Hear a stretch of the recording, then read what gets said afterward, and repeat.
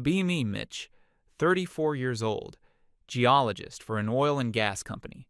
Not a desk job, not a lab coat situation. 3 weeks on site, 1 week home. Repeat that cycle for 8 years. The field work is exactly what it sounds like. You live in trailers, you eat whatever the camp cook made, you read sediment logs at midnight under fluorescent lights. The job pays well because nobody wants to do it, and it takes years of school to understand what you're looking at. Most people from my hometown have no idea what a geologist actually does on an oil field. They think I walk around with a rock hammer pointing at cliffs. The reality is a lot of data, a lot of maps, a lot of disagreements with engineers about formation pressure and drill targets.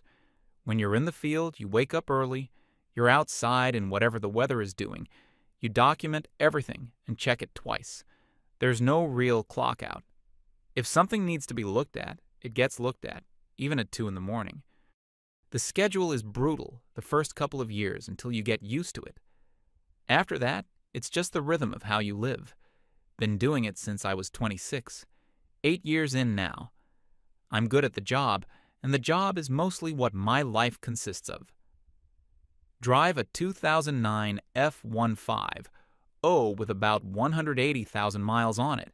Runs fine, maintained consistently, no reason to replace it. Apartment is a 2-bedroom in a decent part of town, nothing flashy. I rent because buying something I'm only physically present in for a week out of every 4 never made much sense to me. Neighbors are mostly working people, normal neighborhood. Not the kind of exterior that signals anything particular about finances. That's always been fine. Never cared much about the visible surface of my life being impressive to anyone. What I cared about was the part of my finances that wasn't visible. Started putting money into index funds when I was 23, before finishing school. A personal finance book I picked up during a slow semester got me going. Nothing sophisticated at first, just broad market funds and let time do the work. Moved more into individual energy sector stocks once I was actually working in the field and understood the industry from the inside. It's not insider trading or anything like that. Just context. When you understand what formation a company is drilling into and you know the geology of that basin, you're not making blind bets. You're making informed decisions based on technical knowledge you spent years acquiring. I did well with that over time, consistently. Not spectacularly, but consistently. The rotation schedule actually helped with investing in a way that had nothing to do with discipline or virtue. When you're in the field for 3 weeks, you can't do anything impulsive with money. No bar to run up a tab at, no weekend trip to book on a whim, no mall to walk through. The money just sat in the accounts and did what money does when it sits still. Contributed to my 401k from the very first paycheck at my first real job. Never missed a contribution. Always maxed the employer match, left it alone, and let it compound without watching it constantly. In my late 20s, a co-worker and friend I'd known for a few years decided to start his own small drilling company. Private operation, the kind that picks up service contracts from larger companies who don't want to run their own equipment and crews for certain jobs. He went around to a few of us who'd been in the industry long enough to understand what he was building. I put in a serious amount of money. He structured it as an LLC, with a small group of us listed as operational partners.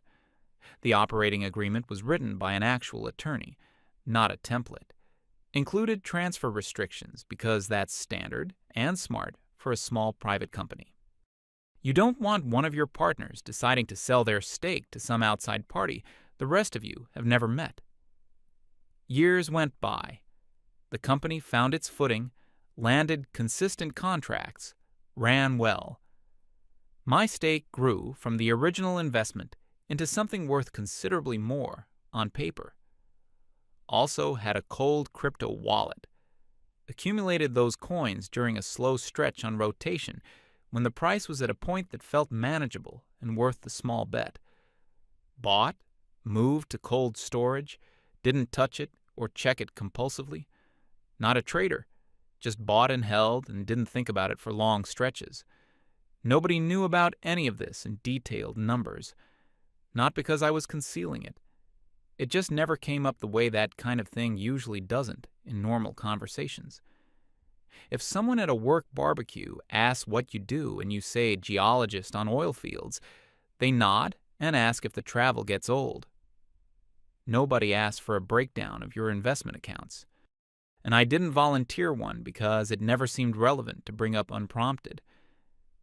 Tiffany definitely didn't know the specifics. She saw the apartment and the truck and the rotation schedule and built a picture of me in her head. Stable technical job, responsible with money, probably setting aside a decent amount, nothing spectacular, which is a fair interpretation of what the visible surface showed. She just didn't know what was under the surface, and since she'd never asked a specific question about my accounts or investments, I'd never given a specific breakdown. That was the natural state of things between us. Met Tiffany at a birthday party for a mutual acquaintance. Someone I'd known loosely through the city. Tiffany knew from her professional circle. She worked as an assistant producer at a regional TV station. Not a top market, but not a small local operation either. One of those mid-sized city stations with actual resources, but without the prestige of the major markets. She was the kind of person who takes up a certain amount of space in a room without appearing to try. Loud in a way that's genuinely charming when you first encounter it. Already knew half the people at the party and was in the process of knowing the other half. Attractive in a way that was mostly about energy and how she moved through a space. Dark hair, always well put together, comfortable being the one who was talking. We ended up in the same corner of the party and talked for most of the night. I gave her my number when people started leaving. She texted first the next morning, which I appreciated. We started seeing each other. She'd come over when I was back from rotation. Sometimes I'd take her out. Sometimes we'd cook at her place or mine.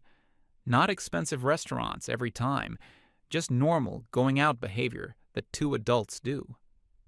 I paid more often than not. She didn't make a thing of it, didn't argue about it, just let it be what it was most of the time. The early months had that good energy where everything is still fresh and you're finding out who the person actually is.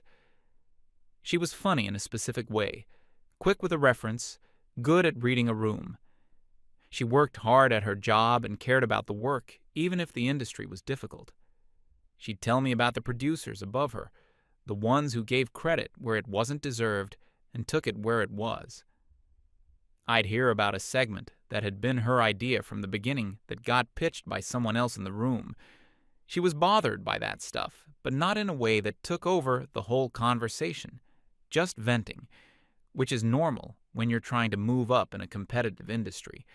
Her job was the kind where proximity to the camera matters, even if you're nowhere near it.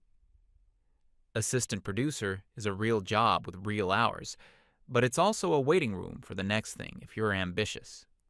I didn't know much about how television worked, and she seemed to find that refreshing, someone who didn't have opinions about her industry. We got along well in those first months.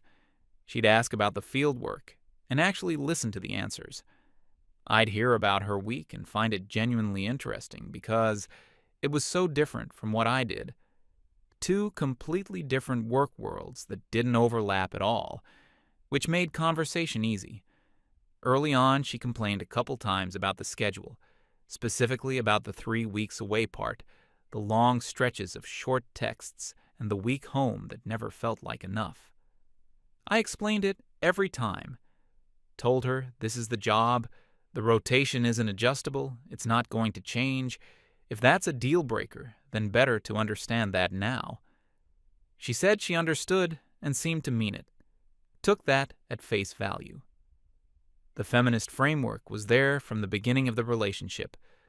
Not in a confrontational daily way, more like a default lens she applied to things as they came up. She'd say things about accountability, about power dynamics, about how systems were set up and who benefited from them. I'd nod and keep eating. It wasn't something I wanted to get into over dinner. She worked in television, spent her days around a particular professional culture where those ideas were just how people talked and thought. Her colleagues operated in the same register. Her close friends were even more concentrated in it.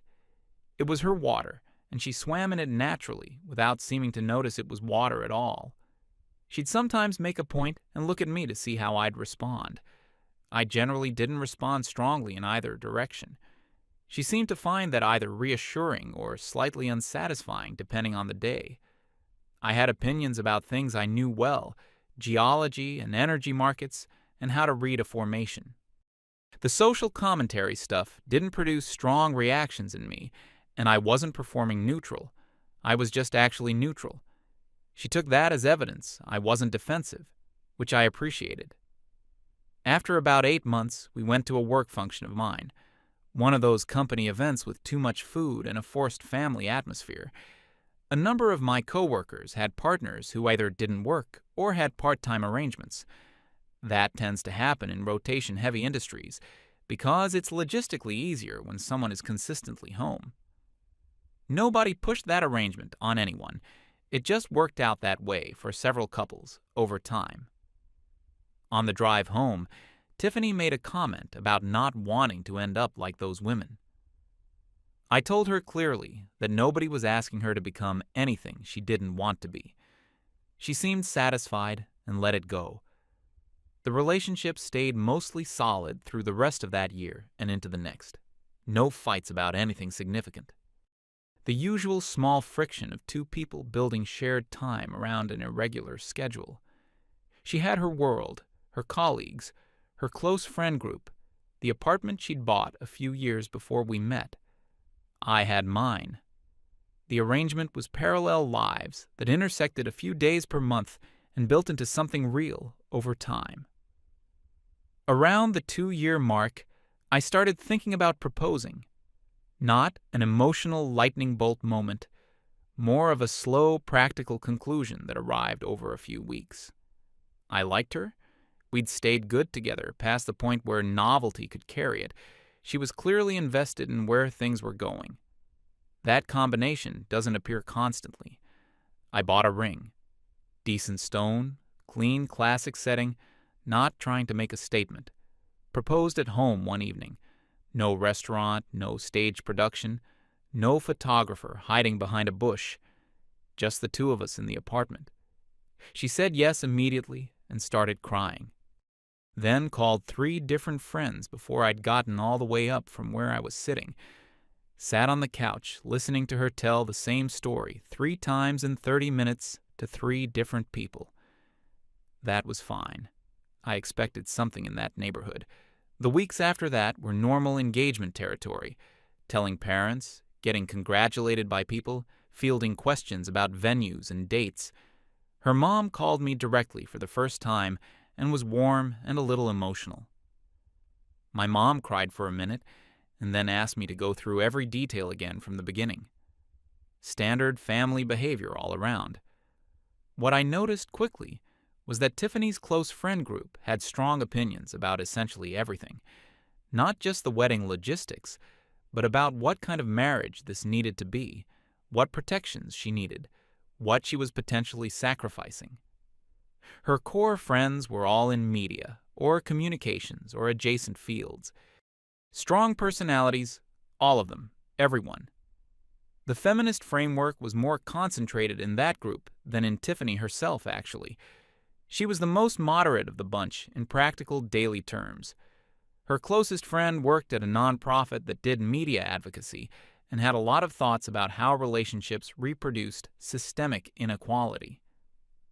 Another one worked in editorial and had been through a difficult divorce a couple of years earlier that had left her with a specific set of views about men and money. I'd met most of them at various points. They were pleasant enough to my face, but I could tell when Tiffany came back from spending time with them that the conversations had a particular energy. A certain amount of processing and reframing got applied to the relationship when I wasn't in the room. One of those friends made a comment at a dinner I wasn't at, Tiffany mentioned it later. Something about making sure she protected herself going into this.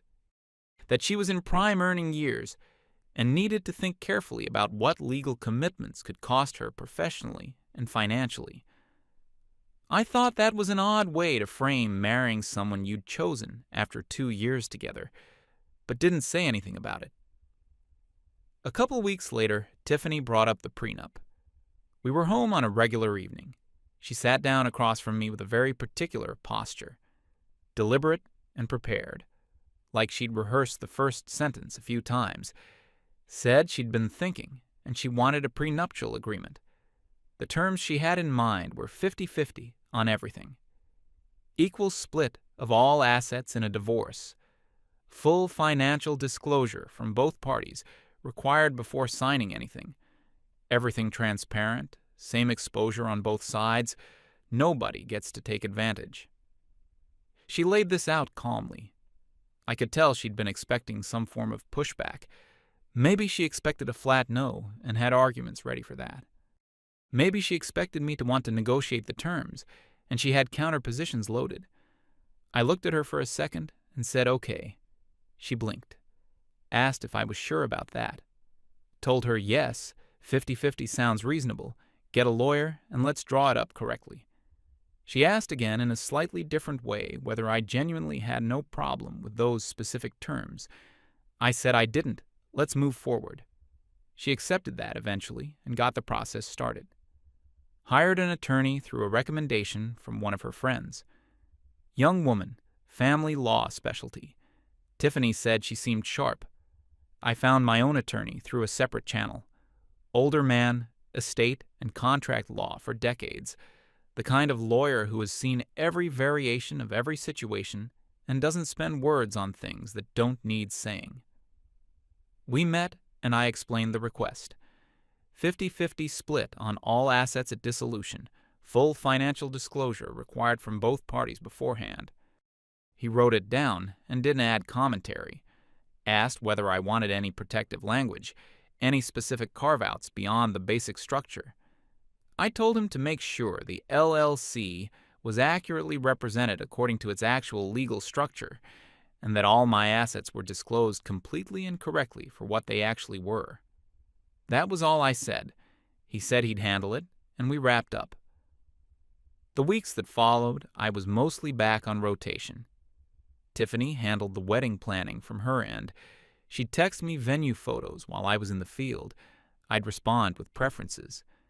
Her mom and my mom had both gotten involved by then, which meant a steady stream of group texts about catering and guest lists and seating arrangements. Tiffany seemed happy during that stretch, genuinely engaged in all of it, which was good to see. There were moments on the phone during those weeks where she sounded like herself again and not like someone running a calculation. The prenup was one item on a long checklist, nothing more significant than the other items on that list from where I sat. I didn't think much about it between the lawyers being in communication. At some point, my attorney put together the full disclosure package. We documented everything properly.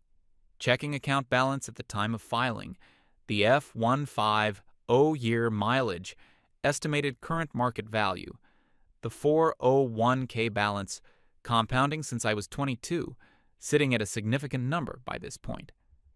The investment portfolio broken down by holdings and approximate current valuation. The crypto cold wallet valued at the specific date of disclosure.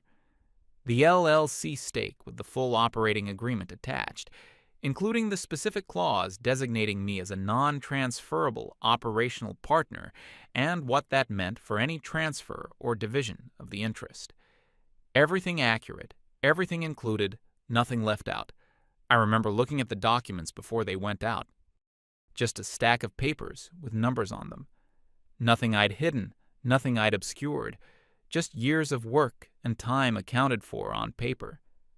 Sent the complete package to Tiffany's attorney as required under the terms she'd proposed. Didn't hear back immediately. Got home from the next rotation, and Tiffany was in a different headspace. Not upset visibly, just clearly processing something. Mentioned her lawyer had called and wanted to meet with her in person, before any signing happened, said it in a tone that made it sound like probably a formality. I said that was completely normal for something like this. She asked if there was something I hadn't told her. I said everything is in the disclosure. Every account and asset is listed accurately. She went quiet, and we left the conversation there for that evening. The meeting with her attorney happened a few days later. I wasn't there. Each side has their own counsel for a reason. Tiffany called me after it was over. The call started normally, and then the tone shifted about 2 minutes in. She started asking about the LLC. I explained what it was. A private drilling company that a colleague and friend had started years before I had ever met Tiffany. I'd put money in early when he was getting it started. It turned into an equity stake over time as the company grew. She asked why it wasn't going to be split under the prenup. I walked through the operating agreement. I was listed as a non-transferable operational partner. The structure of the LLC doesn't allow that kind of partnership interest to be cleanly divided the way a bank account or a stock position can be divided. You can't hand someone half of a non-transferable operational partnership without dissolving the agreement entirely. Dissolving my stake would also affect the other partners, people who had nothing to do with our situation and hadn't agreed to any of it. It wasn't a technicality I was hiding behind. It was just the actual legal and structural reality of how the company was set up. She said that seemed convenient. I said the company was structured that way years before I met her, years before any prenup was being considered, before the engagement was even a thought in either of our heads. The transfer restrictions were in the original founding documents because that's how you protect a small private company. She said she'd talk more in person and got off the call. That evening, she sat down and walked me through what her attorney had laid out for her. The 401k, sitting at roughly $180,000, is protected under federal retirement account law and doesn't divide in a prenuptial agreement the way a standard asset does. The investment portfolio, which she hadn't known the specific number on before the disclosure, came to approximately $340,000 at the valuation date. She said that number clearly, out loud, and let it sit in the air between us for a moment. The crypto wallet had been valued at around $90,000 on the disclosure date. The LLC stake couldn't be treated as divisible liquid property under the prenup as written, given the operating agreement structure. What remained as actually splittable property under the terms she'd proposed was the checking account and the truck. Together, those came to about $20,000. 50% was $10,000. Then her own numbers. Equity in the apartment. 5 years of payments. Roughly a third of the mortgage down.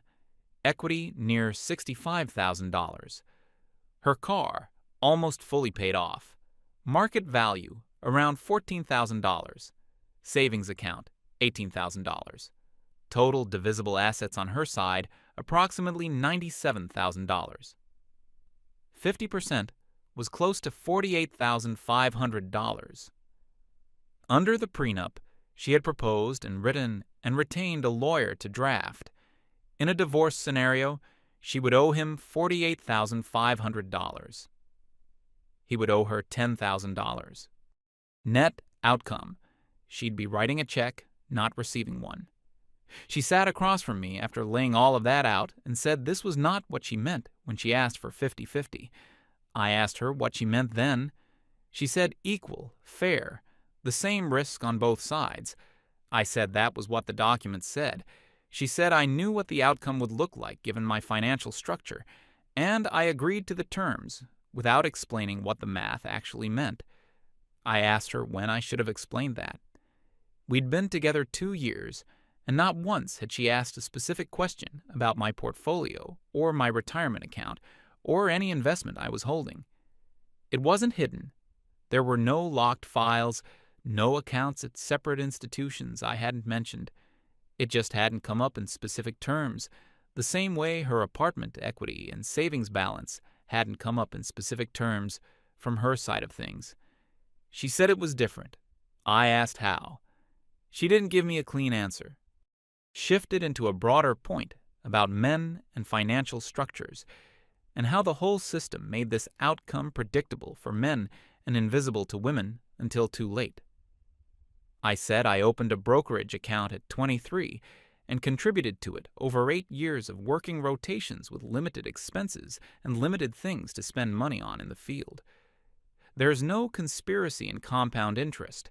She said the LLC was the sticking point, that a business interest structured to be non-transferable looked specifically designed to protect itself from exactly this kind of situation. I offered to show her the original incorporation documents. The founding date was years before Tiffany and I had ever had a conversation. The transfer restrictions appear in the first version of the operating agreement, not added after the engagement, not changed since the ring. She moved off that, said the whole prenup had been a setup from the start. I told her she had proposed it, she had set the conditions, she had hired the lawyer, she had required the disclosure, all of which I had agreed to and complied with completely. She said I knew what the outcome would be when I agreed to it. I said yes. I understood what 50-50 of my divisible assets looked like relative to 50-50 of hers. I agreed because those were her terms, and they were reasonable terms, and I had nothing to keep out of sight. She asked why I didn't explain the math to her before agreeing. I sat with that question.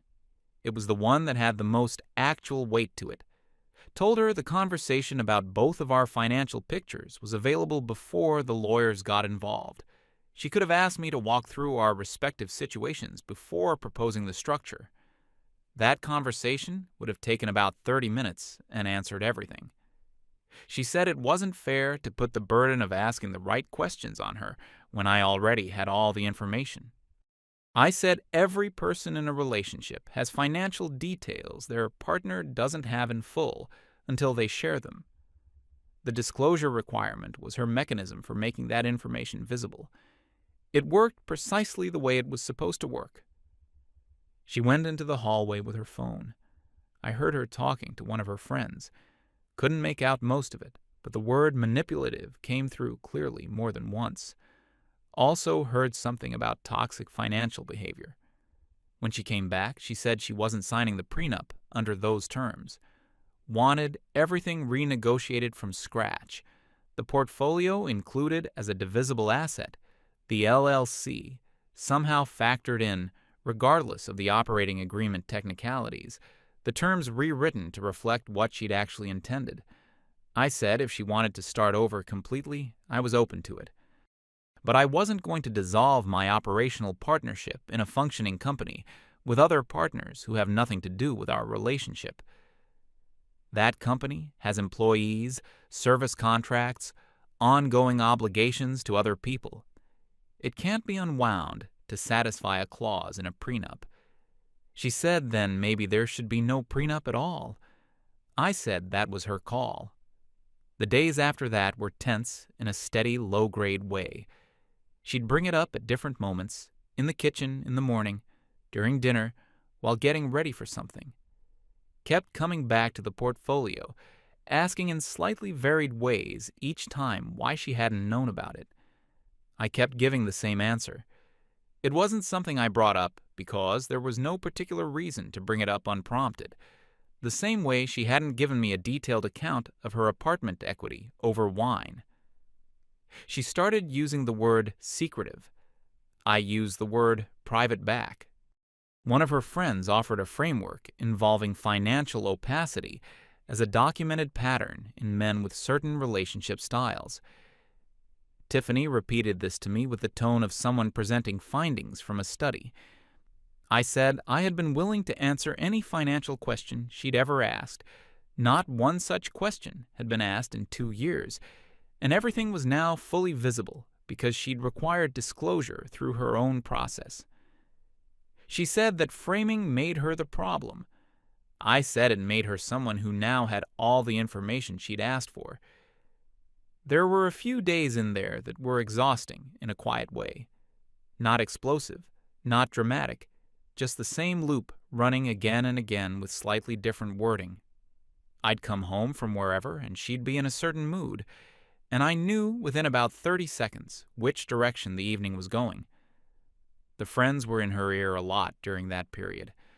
She'd mention things they'd said, framings they'd offered, articles they'd apparently shared in a group chat.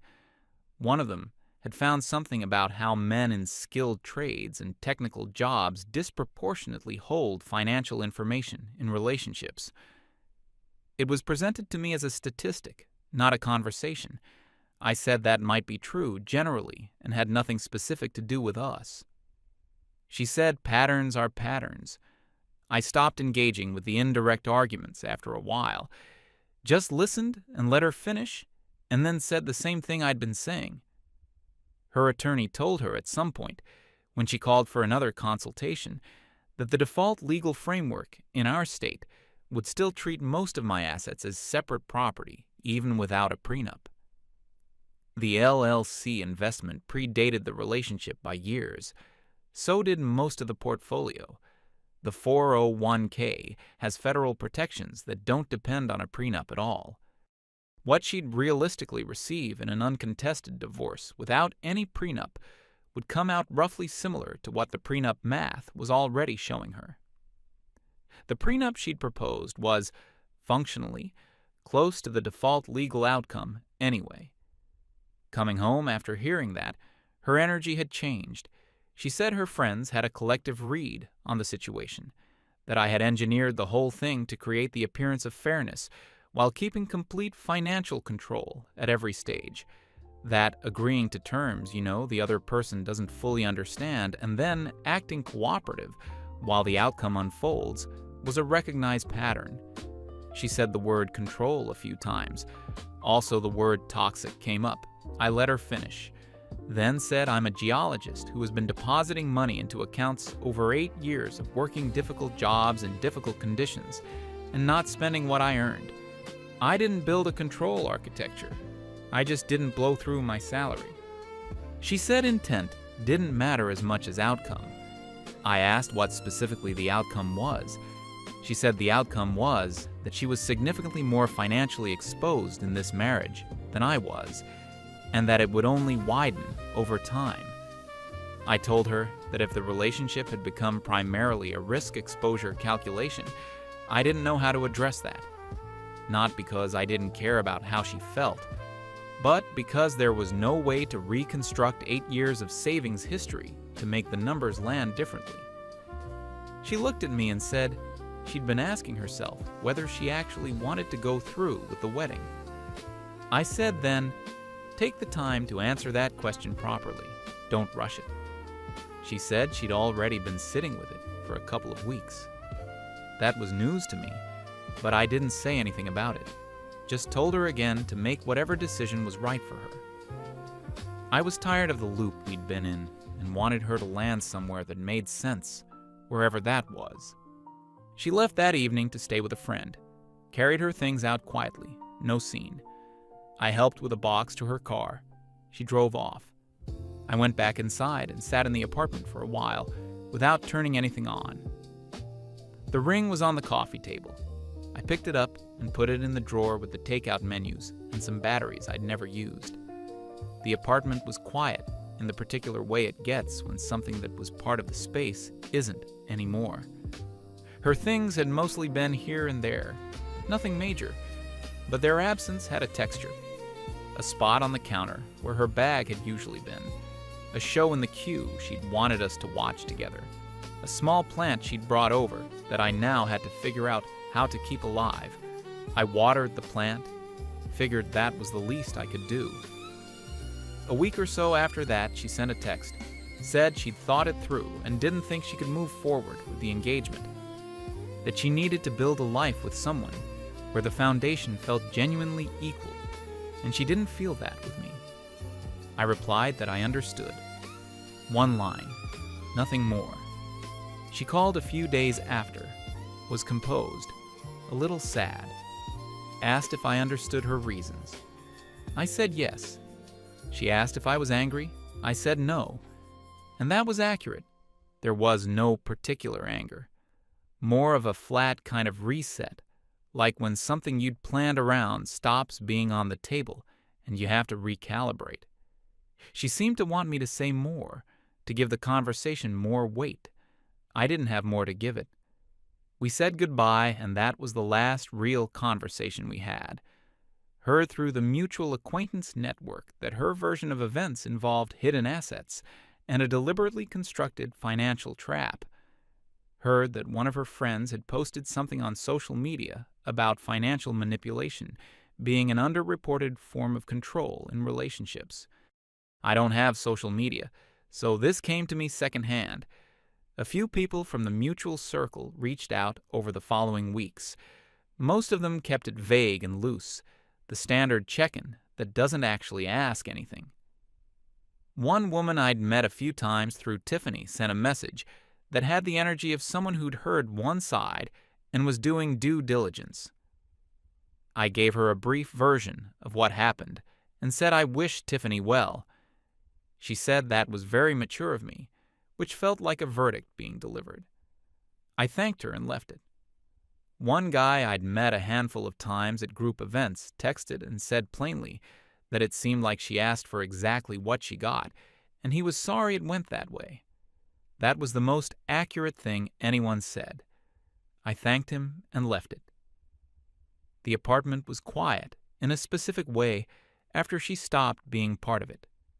Not the quiet of being on rotation, where she's just elsewhere living her life. A different kind of quiet.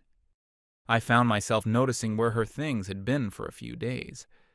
The spot on the counter where she kept her work bag, the shows queued up on the streaming service we'd shared a login for, that kind of thing.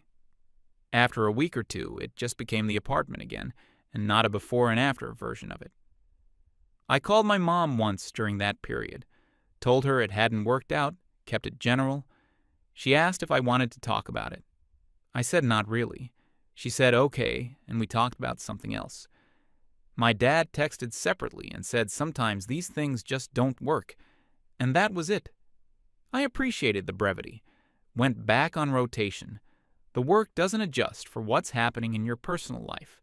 You show up, you read the geology, you document what's there.